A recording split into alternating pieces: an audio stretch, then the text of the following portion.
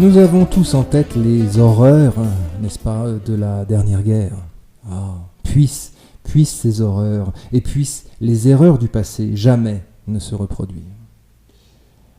Et si, mes amis, vous allez faire un sondage à la sortie d'un établissement scolaire, en posant la question d'un lycée par exemple, en posant cette question, selon vous, à quoi sert l'enseignement de l'histoire ?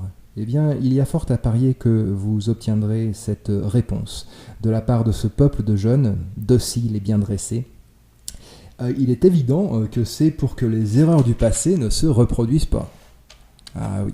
Alors on pourrait leur poser d'autres questions, mais interrompons ici le questionnement et ne demandons pas en particulier contre quelles erreurs précises l'enseignement de l'histoire serait censé nous prémunir. Nous obtiendrons, à n'en pas douter, des réponses convenues, récitées par ces petits êtres qui n'en sont encore qu'à leur phase d'apprentissage, de leur participation au grand système universel du conformisme aplati. Et il est normal, après tout, que leurs adhésions soient encore scolaires et caricaturales. Il est normal aussi que leur transgression ne soit pas moins illusoire que leur soumission.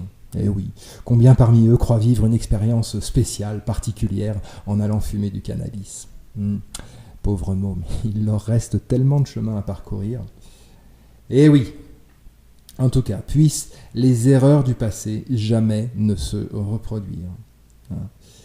Et il est vrai que l'avènement universel de l'ère démocratique durant, disons, les 200 dernières années, d'ailleurs inauguré brillamment par la guillotine, s'est accompagné, comme par un fait exprès, de la liberté d'aller se faire trouer la peau pour des intérêts qui n'ont rien à voir avec les préoccupations immédiates du citoyen lambda.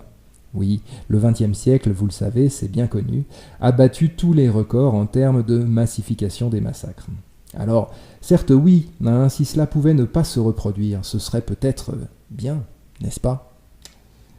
Et au lieu de faire des guerres réelles, puisque, la guerre, semble-t-il, est inévitable, s'il était possible de faire des guerres hybrides, des guerres douces en quelque sorte, mais il s'agirait là, curieusement, de la guerre d'avant, en fait, d'avant la démocratie, de la guerre du temps jadis, nécessairement limitée, se pratiquant selon des règles, et qui avait un impact très limité sur les populations. Bah oui, parce que notre époque de carnage est friande de ces guerres et curieusement aussi friande de ces traités de tact dans la violence qui théorisent la pratique guerrière. Alors sans doute connaissez-vous comme ça de nom l'art de la guerre du fameux chinois Sun Tzu, je ne sais pas comment il faut prononcer, mais c'est un bouquin qui figure dans toutes les librairies là, en bonne position dans les succès, dans les premières ventes, quoi. C'est un succès qui ne se dément pas. L'auteur, moi j'ai y jeté un petit coup d'œil, il pèse rationnellement, et c'est vraiment bien en fait, il pèse rationnellement les coûts et les bénéfices d'une guerre. Il y reconnaît notamment qu'elle est indispensable, cette guerre, et il met en avant cette idée en fait dans tout son traité selon laquelle le succès le plus total pour un adversaire en fait consiste non en l'anéantissement de l'autre, de son adversaire, mais plutôt à parvenir à lui faire abandonner l'envie de se battre. Et oui, guerre furtive donc, où les coups portés sont en fait invisibles, où les succès ne sont pas ce qu'on croit, ce qu'on montre, où les événements sont plus des paravents, sont plus des écrans qui montrent une chose lorsqu'ils en cachent en même temps une autre. Et tous ces traités de la guerre, Xénophon, Thucydide, Clausewitz, Machiavel, sont des petites choses brillantes d'intelligence et étonnantes d'acuité. Et moi je me pose une question, mais qui est certainement un petit peu naïve, mais pourquoi, dans notre monde démocratique, le citoyen lambda ne s'empare-t-il pas de ce savoir et ne l'applique-t-il pas à ce que l'on déroule tous les jours à son regard ? Pourquoi ceux qui étudient le plus à fond ces traités et ceux qui en font l'application la plus scrupuleuse, la plus intelligente, pourrait-on dire, dans leur domaine d'activité, sont les hommes d'affaires, et en particulier les marketeurs, cette espèce d'engeance, là, ces généraux des champs de bataille commerciaux. Oui, enfin vraiment, à tous les points de vue, plus on y regarde de près, plus on se rend compte que la démocratie est une idéologie émancipatrice. Mais bon, je digresse, et pour que les erreurs du passé jamais ne se reproduisent, ne pourrait-on pas inventer une nouvelle forme de guerre ? Une guerre BDS. Oui, BDS. B comme boycott, autrement appelé embargo. C'est l'interdiction de commercer, d'acheter ou de vendre. Bon, c'est une stratégie qui est appliquée par l'Empire et par son représentant le plus éminent, les États-Unis d'Amérique, à l'encontre de Cuba depuis 1959, à l'encontre de l'Irak sous Saddam Hussein, de la Corée du Nord, de la Russie, et aujourd'hui du Venezuela, qui semble un petit peu être pris sous le feu des désirs. BDS. D comme désinvestissement. Bah oui, des pays pétroliers comme l'Irak et comme le Venezuela, dont l'économie dépend des importations, Cuba, dont l'économie aussi était entièrement dépendante pour d'autres raisons de celle du grand frère, eh bien, ne leur vendons plus tout un certain nombre de produits, par exemple des pièces de rechange pour leur parc automobile, parc automobile exclusivement d'importation, et du même coup, leur parc automobile sera inutilisable. Ouais. BDS, S comme sanction. Le Venezuela, par exemple, récemment a réclamé son or à la Banque d'Angleterre. Non, confisqué. Pourquoi ? Confisqué. Un petit nombre d'opérateurs économiques, d'entreprises, s'occupent au Venezuela d'importer les produits de première nécessité. On a tous en mémoire les fameuses pénuries de papier toilette, il y a quelques années là. Eh bien, que ces entreprises s'entendent entre elles pour raréfier les marchandises et les vendre au plus haut en tirant de juteux bénéfices et s'entendre au passage avec l'étranger. Et que jamais l'une de ces entreprises s'avise de ne pas respecter l'entente monopolistique et de faire jouer la libre concurrence, c'est-à-dire de vendre les produits qu'elle a effectivement en stock et de les vendre au prix du marché, eh ben, sanction. Eh oui.